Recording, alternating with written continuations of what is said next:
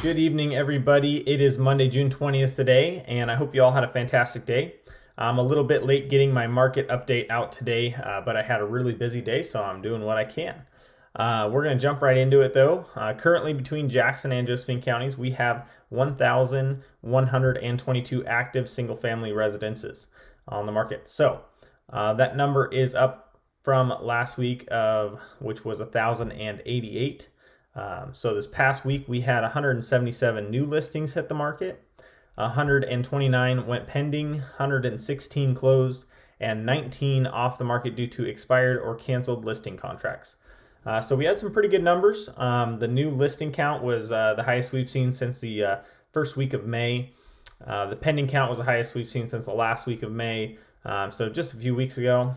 And the close count was the most we've seen since the third week of May.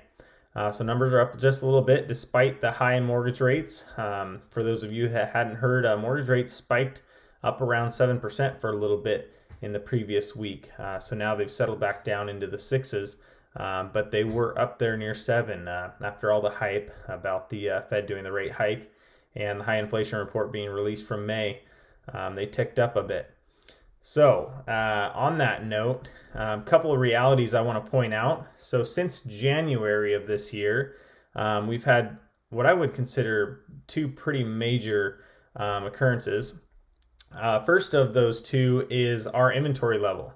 Our inventory level locally here has doubled since January, which I don't believe would have been anticipated at that time. We were somewhere in the mid fives back in January. And now we're just over 1,100. So we've officially doubled our inventory since January. And the other thing that's doubled, you can probably already guess, is our mortgage rates, which were just over 3 back in January, and now they've reached over 6 and even just hit 7 for a minute. So two things have doubled since January. I think that's pretty significant. I think it's definitely going to take a toll on the market. How much it takes a toll is yet to be determined. I can say for myself that this past weekend is one of the busiest weekends I've had in real estate in a while. Friday, Saturday, Sunday combined.